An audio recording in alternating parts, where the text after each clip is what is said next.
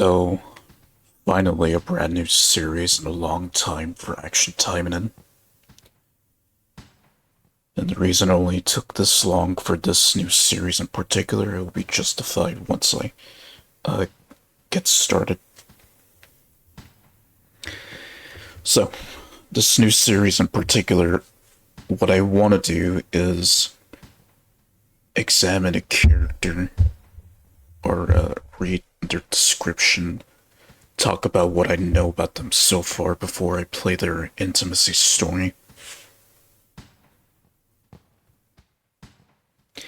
That's the idea that I want to go with for this new series for Action Taimanin.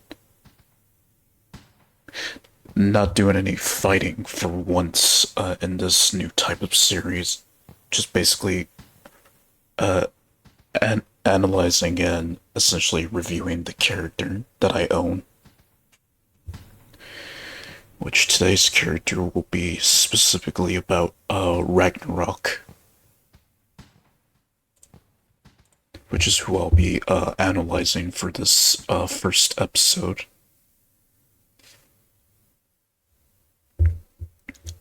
But before I get started, I have something to show you.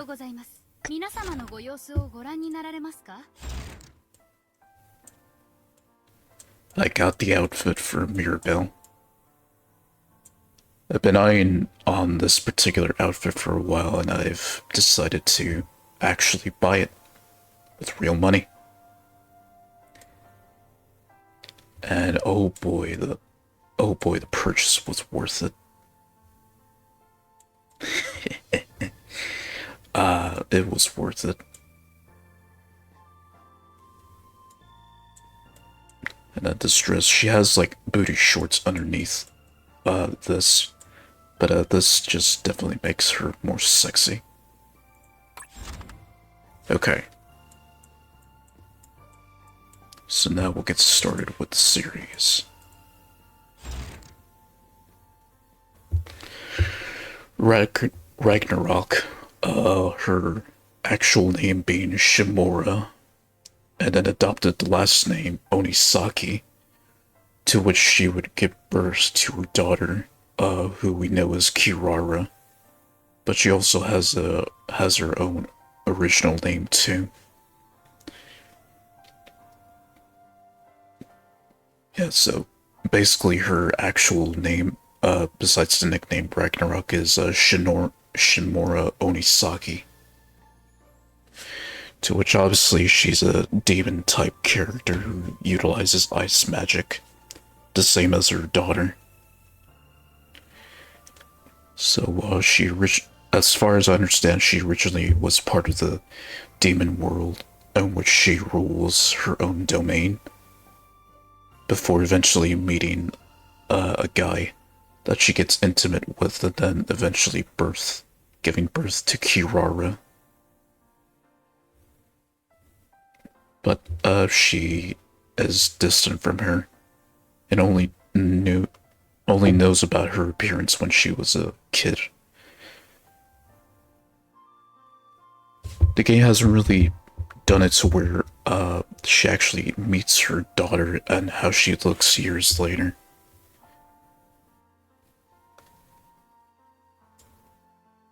But yeah, obviously appearance, very curvy. Vanilla skin, blonde hair. It's the same as her daughter, of course. And of course, pretty much a MILF character in the game.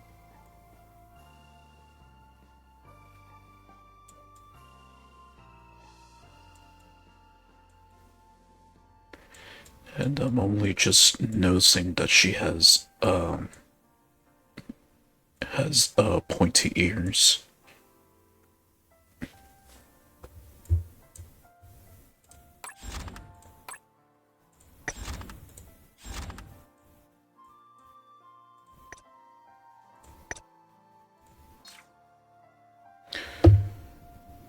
下期親族、族長のラグナロクよ。ここがあの子が所属している部隊なのね。Oh, that being her voice, as I've already heard countless times and shown off throughout the streams.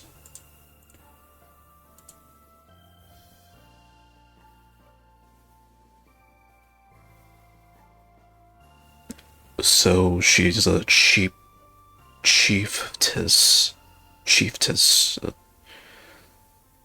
as she is a frost phantom. So imagine it's like some kind of clan that she runs when she, in her domain. Okay, so she's an Oni. Okay, so she's an Oni. An ice Oni. In which the same traits is seen in Kirara, but not noticeable because she always hides her horns with these, with the ribbons on her.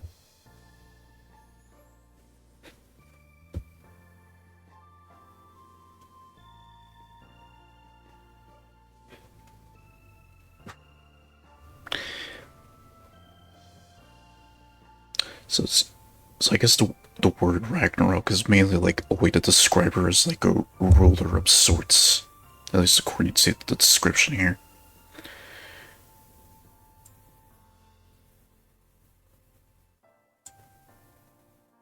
Yeah, so her daughter Freya, that's Kirara.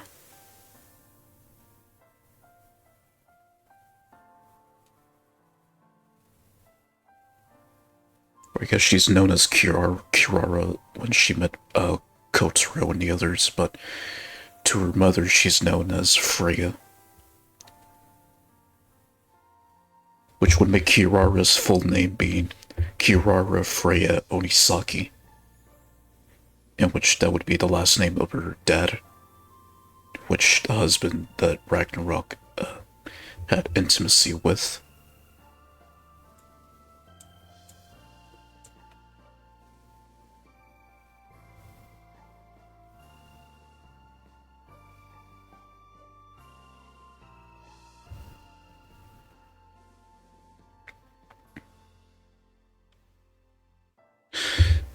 Okay, so then the last part. So really though, she's a mafia boss, so pretty much the same as Francis. Except she's a mafia boss to the Banshee, which is a collective of frost phantoms like her.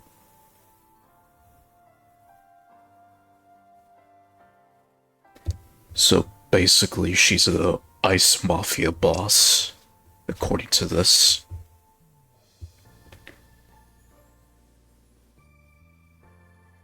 Just play her intro once again. 下の騎親族族長のラグナロクよ。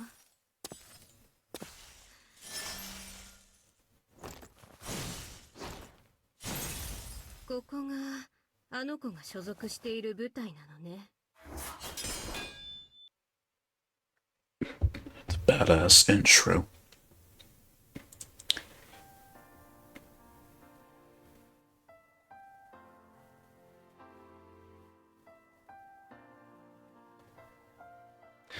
Alright, now that I've leveled her up enough to do the intimacy story, it's all set. Which is the reason why it took me this long to create a series like this, because all of my Taimanins, they didn't have their intimacy stories unlocked until now, since they're all well above level 60 at this point. Or that I've increased their intimacy enough to unlock their intimacy story.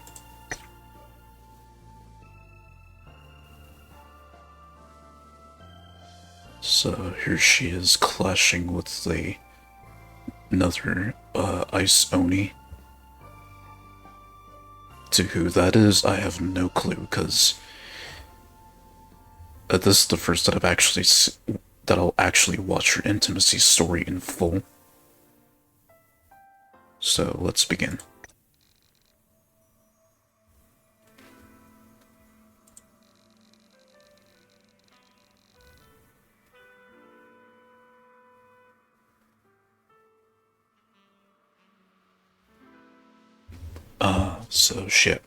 So she, yeah, intimacy, which she actually found a love. love with a man named Cute Onisaki in name, which is how obviously Kirara would have the last name Onisaki, since Shimura married a man named Onisaki as she lived in the human world. Alright.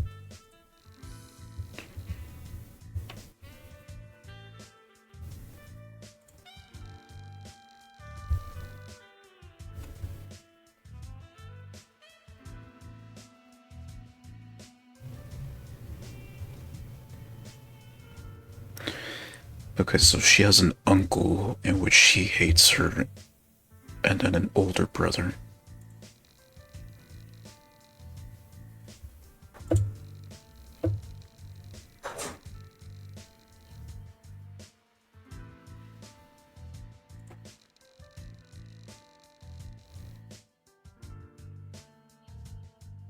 Hmm.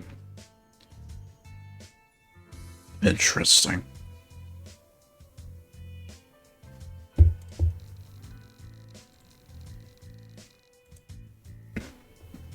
Also, I'm not pressing auto because it's a bit too quick.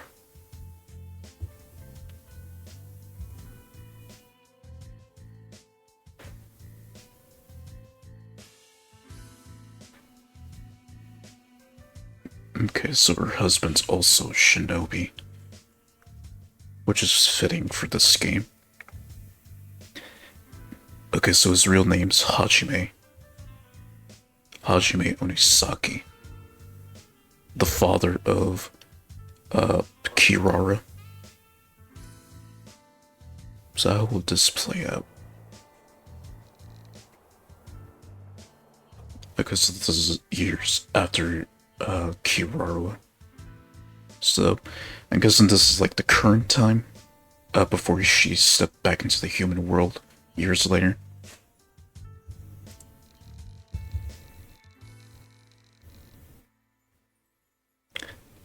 Okay, so she wanted her uncle dead.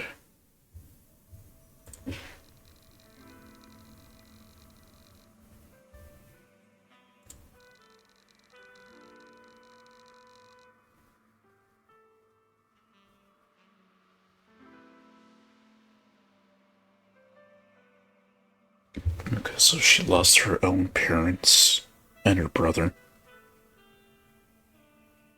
So Kirara would have had grandparents if they didn't get killed. But this is a shinobi game, so shit like this happens. Although funny enough, it's usually the grandparents that live and the parents die. Although that is the case here with Kirara. I mean, with the Ragnarok. Or Shimura, I should say.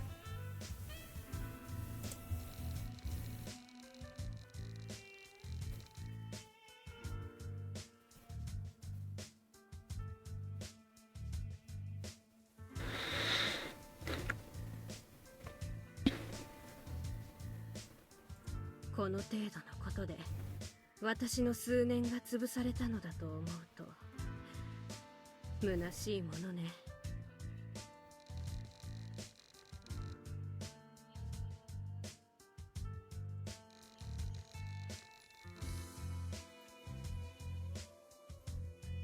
Hmm.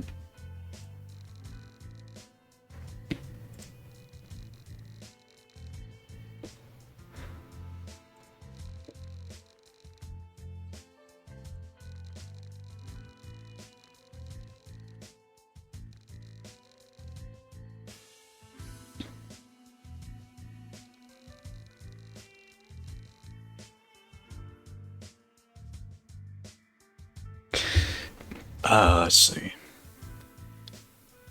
She loves her daughter a lot, but she has this obligation in the in this domain of hers.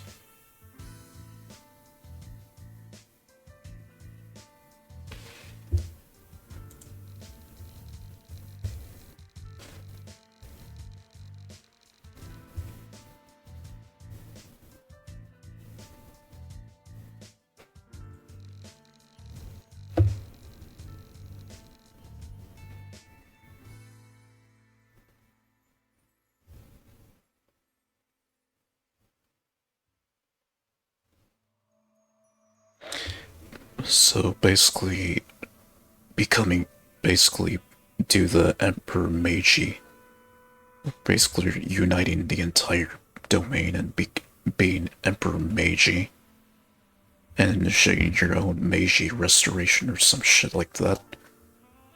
Some Japanese shit like that. 叔父と同じか、それ以上に苛烈な暗殺者が送られる可能性が高いか。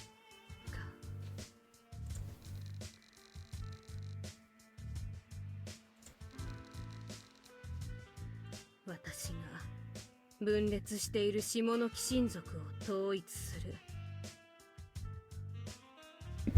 Unite all the phantoms and I guess create like that domain's version of the commission. Reason I say that is because I was watching a documentary on the American Mafia. That's why.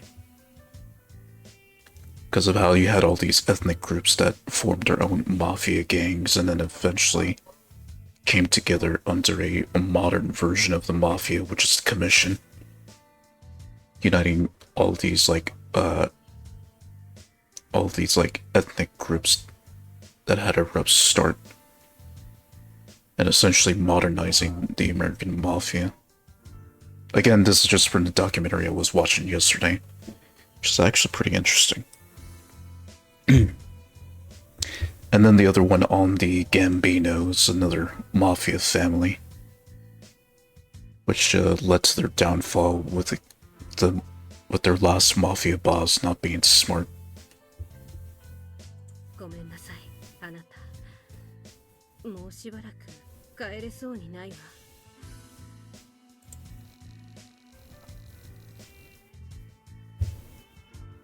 力で他者を従えることこそが私が唯一幸せに生活できる手段というのがなんとも皮肉ね、おじさま。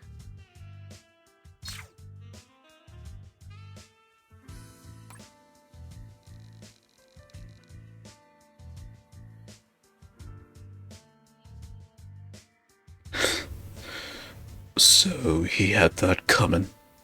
The bastard had that coming.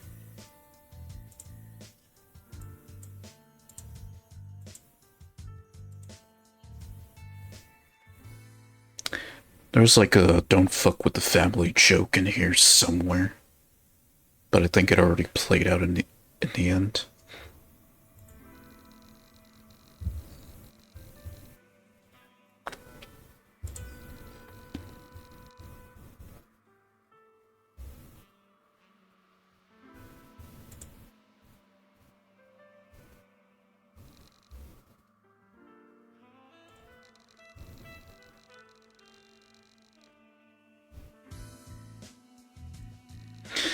As they do, because you always have the stubborn bastards that just wouldn't comply. So just like with the mafia in real life, you always have the stubborn bastards that fuck it up. And then later you bring in other bastards that also fuck that up. It's just this cycle that the mafia has, like, you have people that you trust, but then they have these ideas, and then the trust begins to be tested, and then it's just this cycle of leadership change and the same shit happening over and over again. It's just a never-ending cycle for the mafia. Like there'll always be something that'll bring their downfall, and then their restoration, and then their permanent downfall. Only to then split into different groups and then rebuild again and then repeat the fucking cycle over and over.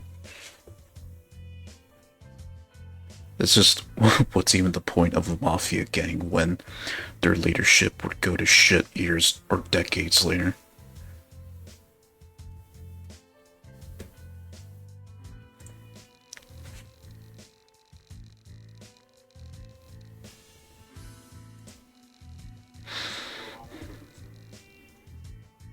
ようやくこれで半分か。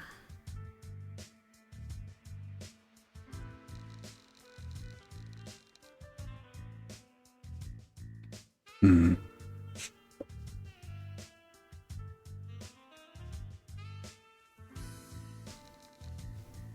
一番厄介なビョルンの勢力。やっとぶつかり合う時が来たというわけね。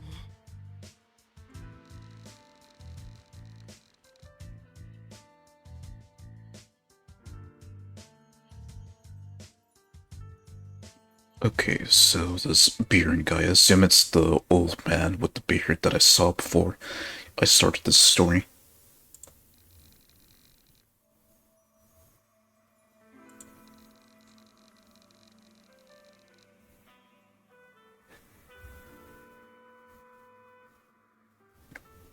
So basically, he's like the old guard, whereas Shinmura is like the new generation of Frost Phantom leaders. So essentially, basically, she's like the new blood of the Frost Phantoms, whereas that Bjorn guy is like the old blood. Hence why Shimura wants to take over as the new leader, essentially bringing in a new era of leadership in her domain. Well, I guess her soon-to-be domain.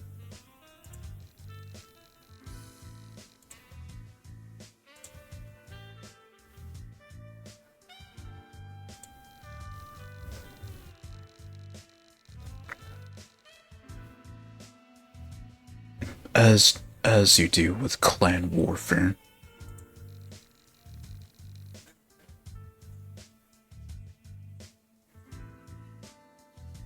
It's basically just mafia bullshit, where they both just kill each other until the day that one of them gets the upper hand and finally kills their leader, depending who has the better upper hand.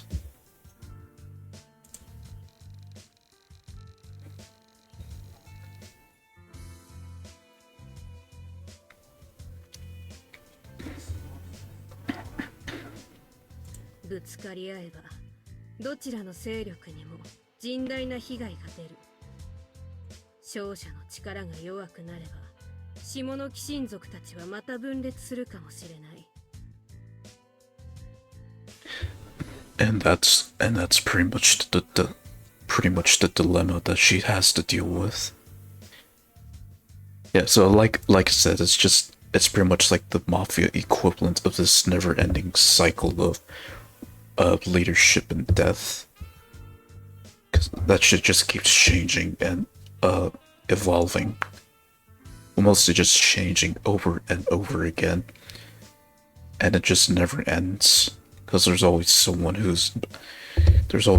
bastard that wants to take over, which leads to another bastard taking over, etc., etc.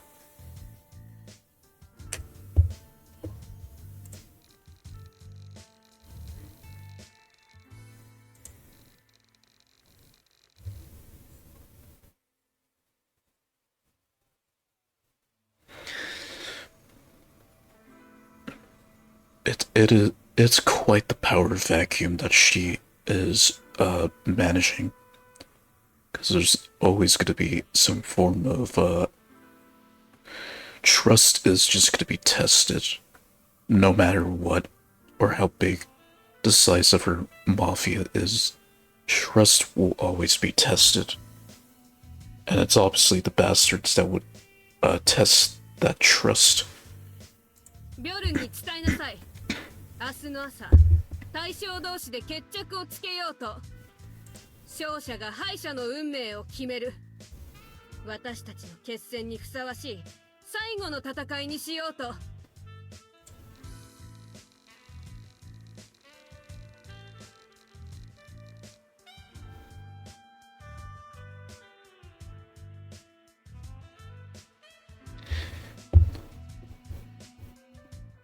Obviously, with the name Ragnarok, there's like this sort of Nordic fiddle, some kind of Nordic mythology going on here. This defeating the powerful makes you powerful. But, what's the word? Well, I wouldn't say human, because obviously Shinmore is a demon. I'd say more grounded, as she defeats every powerful boss. She's more of a grounded type of character, with a leadership position that is very fragile. Or I say fragile, but more like a little bit unstable, considering the state of her domain.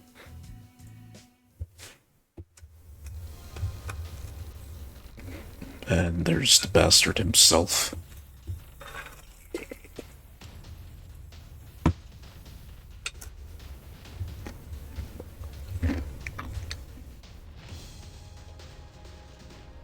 Yeah, he definitely looks like some dude called Bjorn. He's definitely got that Valheim vibe going for him.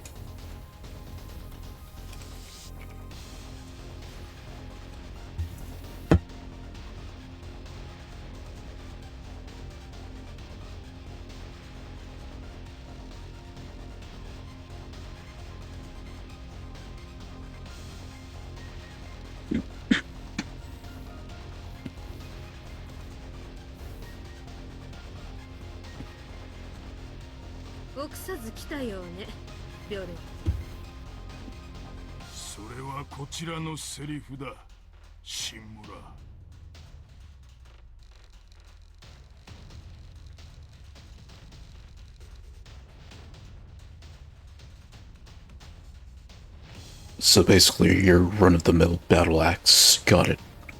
Also, I'll be right back.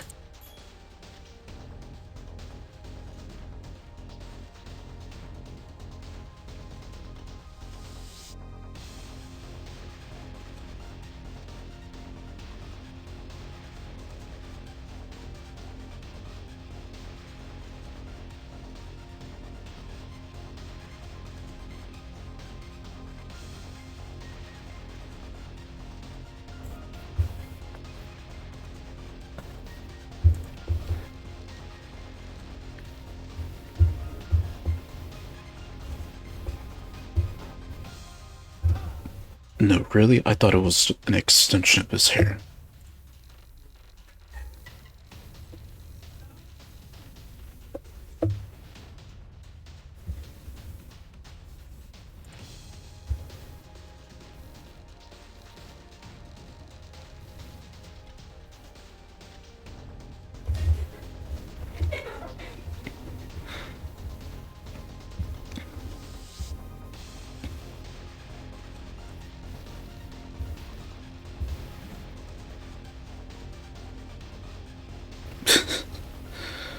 Because they know of the fate that they'll witness once Shimura has a hand at them. Or the moment before she picks up her sword and points it at them.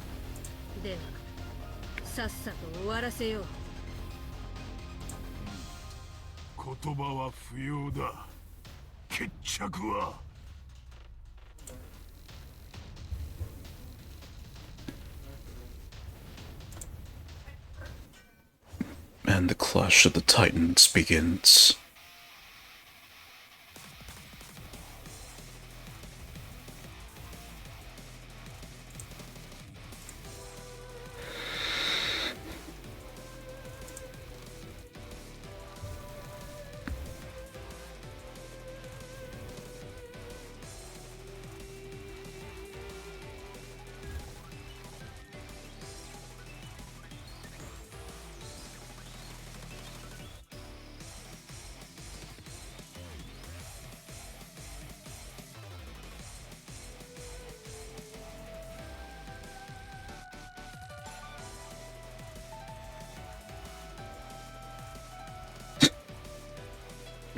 Just their aura alone is just that powerful. Both of their auras.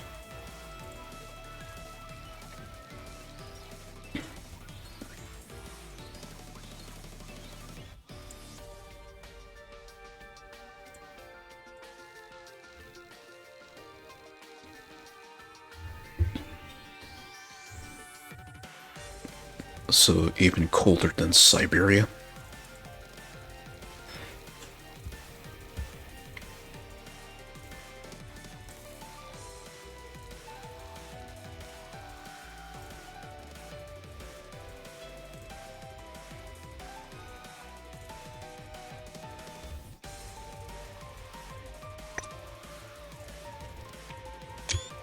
Might as well.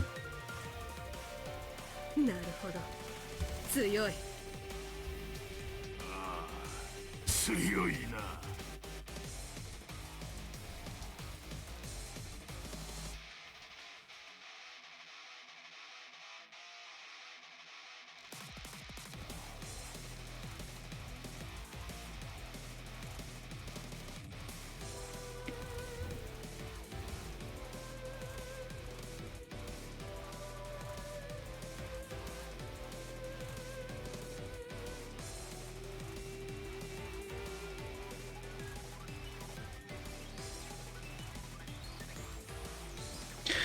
So they're both unsure of who would win the battle. But yeah, they're both the most powerful of the Frost Phantoms around.「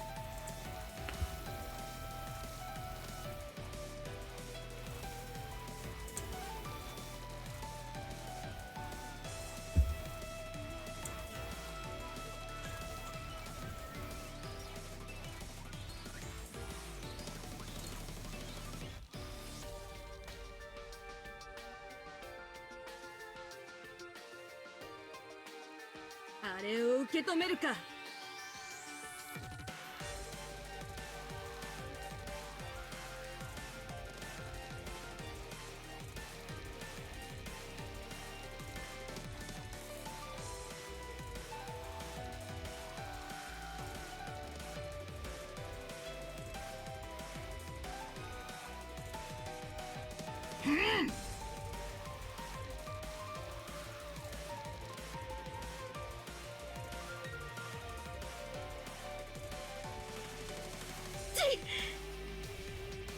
次はこちらだ。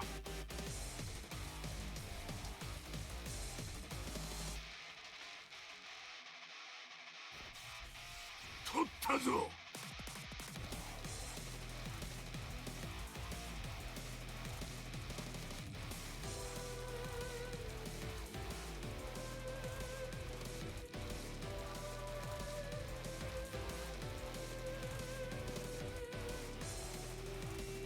なるほど、悪くない。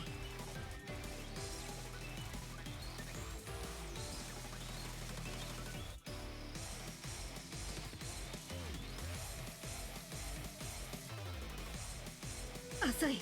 あの速さでは迎撃は無理か。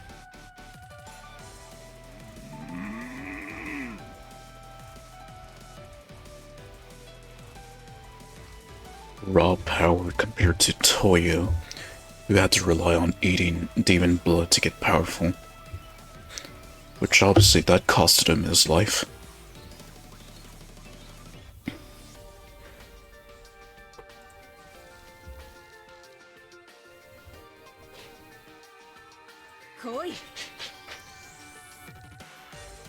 Don't come up here.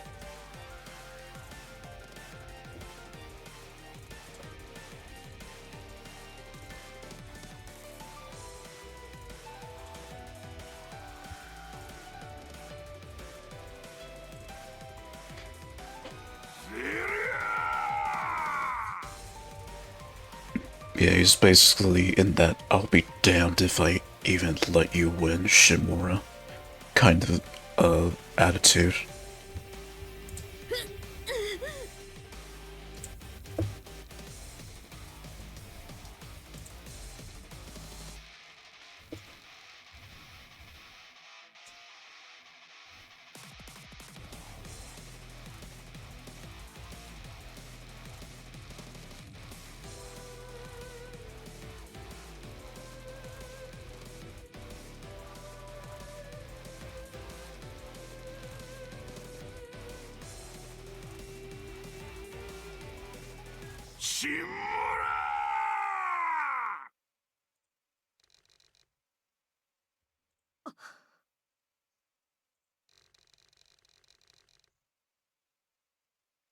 It's gonna be the little cheeky family moment that comes in between.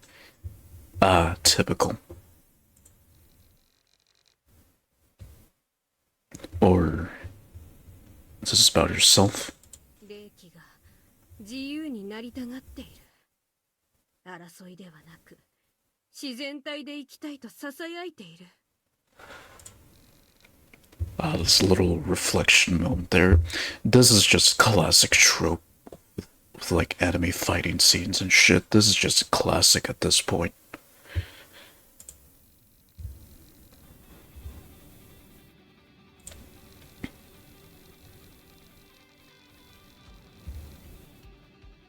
ただただ自由に。そう、私も。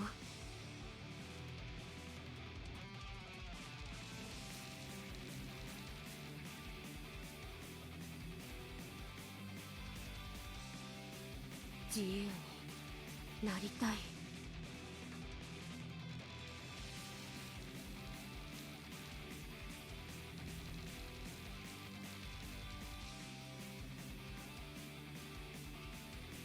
私の勝ちね。Oh.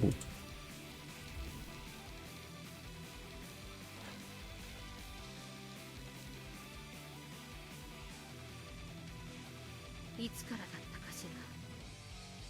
おじさまから狙われた時、おじさまを殺した時、下の貴親族を統一すると宣言した時。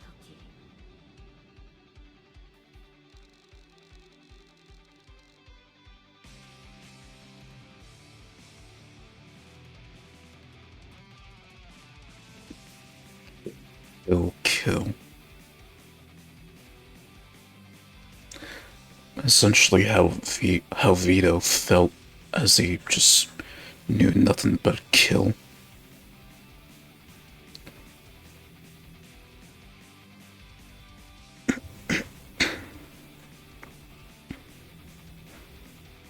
わからない。もしかしたらおじさまも。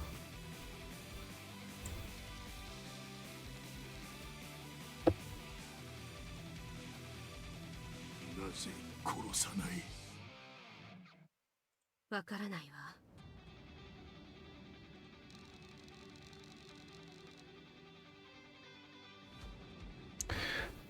So I take it that she put her sword away. She wanted to end that cycle right there and then.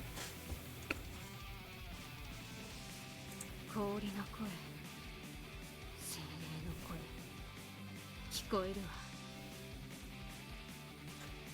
貴様、変わったな。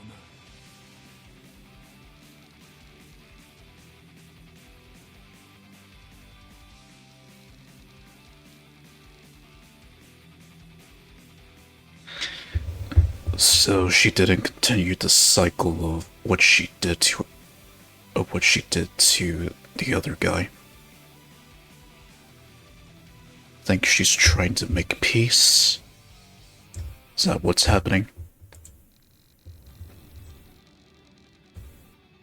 Well, he doesn't, that's for sure. 本番はここからだ。She already has her true happiness, and it's not through fighting frost phantoms. ええ。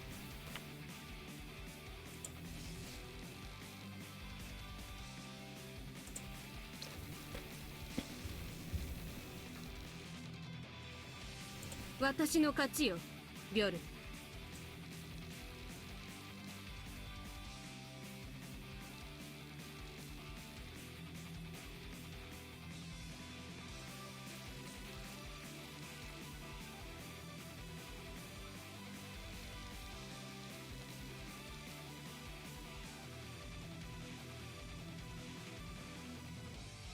まだまだ。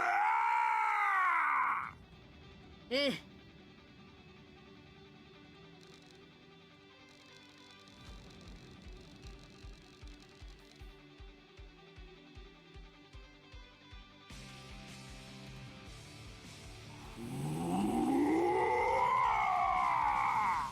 I swear, for every time I hear like an anime dude scream and say the name of the person they're trying to kill, I'd be rich if I had $1 for every time I heard that.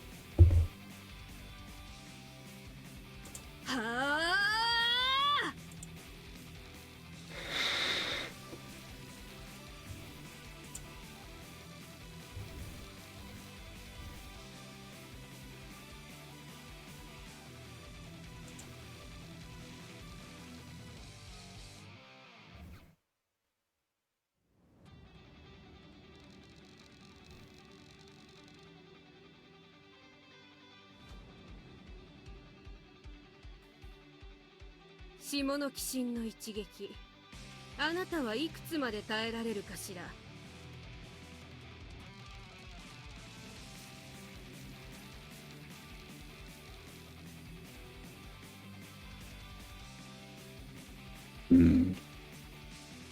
So their energy is feeding onto hers, giving her the advantage.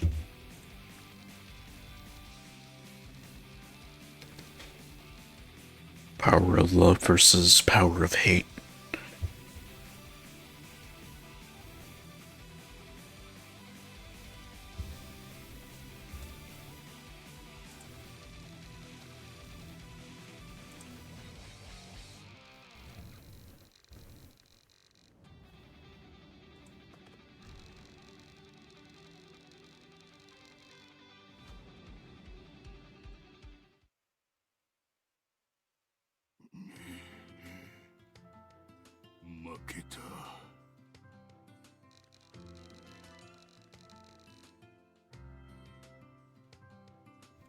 乾杯だ、シンムラ。お前との戦いは誇り高い戦いだった。Who the fuck gives a fuck about honor, man? そう。ビョルン、あなたは精霊の声を聞いたことがある？いや、だから負けた。お前にはお前だけではない雰囲気を今なら感じる。ああ、乾杯だ。きっともう二度とお前に勝つことはできないだろう。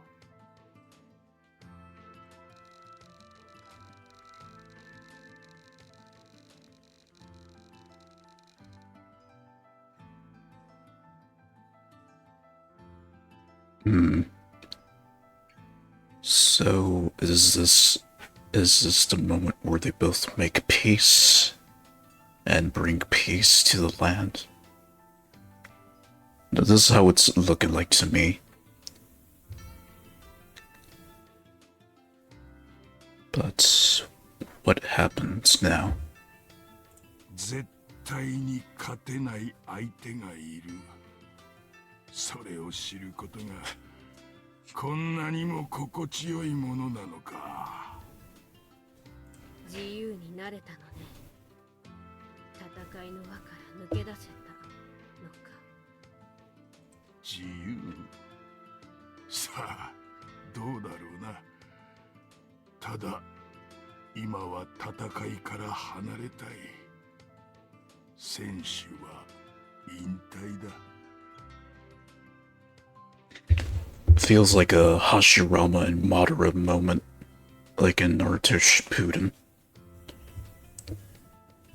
Both clans make peace with each other. Feels like that. それでいいの？自分が一番強い。絶対強い。そう思えないなら戦士でいる資格はない。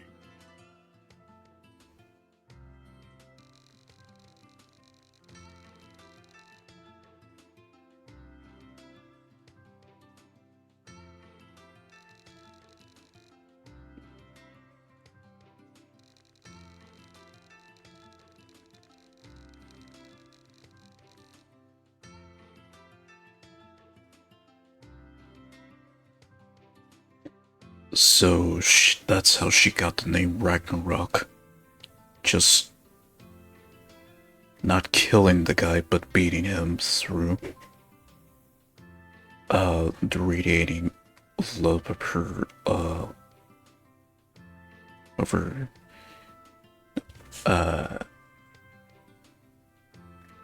just for feeling like the soul of the land or something like that.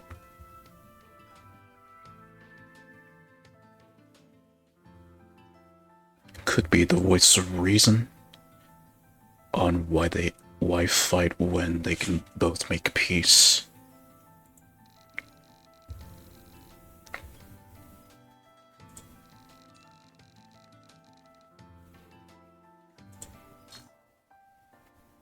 far into the future.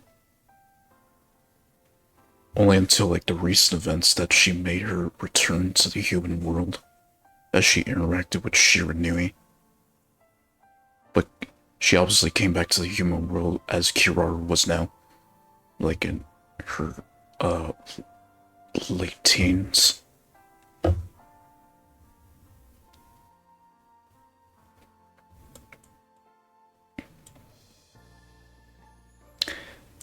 So that's how she became the leader.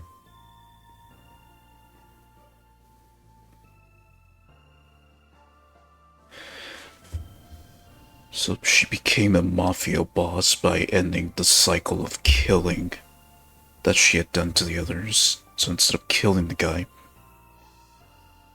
she made him see reason and seek peace. Yeah, so it really is a Hashirama and Madara moment. Kind of like how those two worked or had both their clans work together and then created Konohama or Konohara, or that village in Naruto.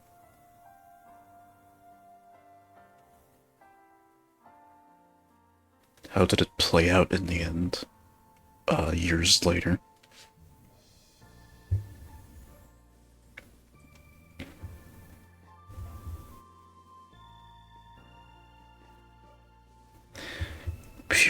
Purely she's got a heart of gold, despite the cold stare.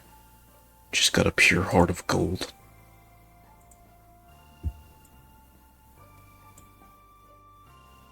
And now I love her even more as a character. I'm glad to have her.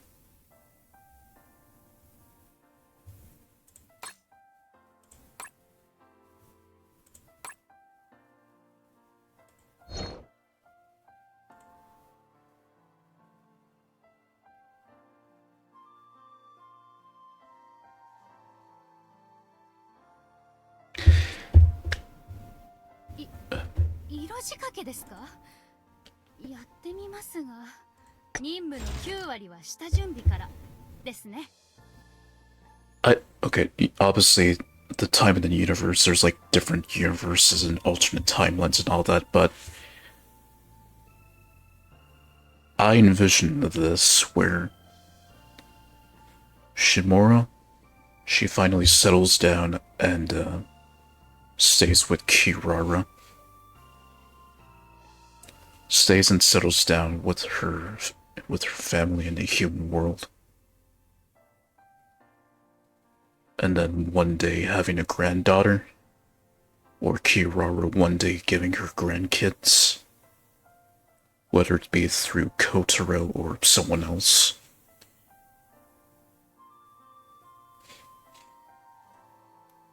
Grandma Ragnarok. Now that's an idea for a action Taimanin comic, set after the events of the game. But a good future, not the evil or bad ending future that you usually see in the Taimanin universe a lot. Especially in the hentais.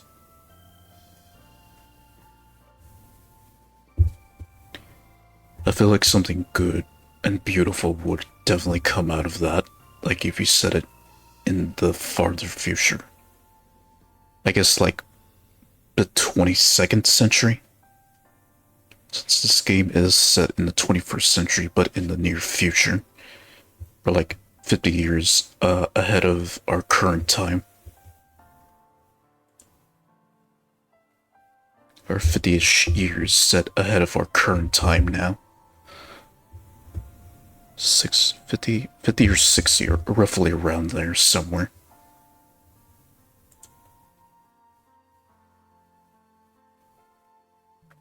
So I guess I'll wrap it up here. Because I did think that this would be a very short episode concerning how I want the series to play out, where I talk about what I know about the character so far without watching their intimacy story, and then eventually watching their intimacy story soon after. and then get a much better idea of the character. Ragnarok's the first where she has no interaction with Kotaro, at least before you play the events.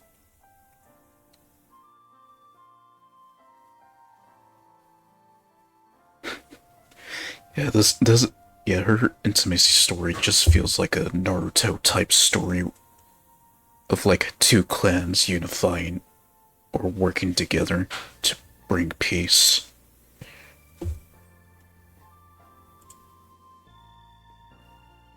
So I guess this concludes the first episode. Very different from how I do the Agents stories in Zenless Zone Zero. So yeah, this is a series that where the episodes would be done in like, I guess, less than an hour for what I'm seeing here. And the first kind of series where I don't even do any gameplay or battling for that matter. It just gives me a break from grinding and stuff. Right, so that's Ragnarok done, and I probably should make a note of this.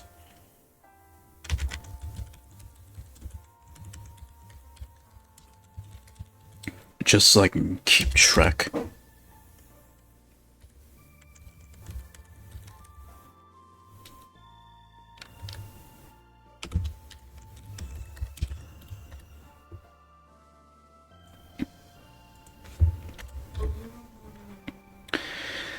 So, who to do next for the second episode? That's the question.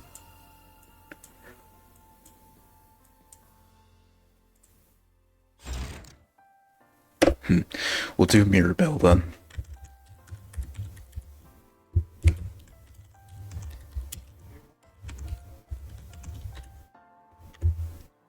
For the next episode, we'll do Mirabelle, so I'll wrap it up here.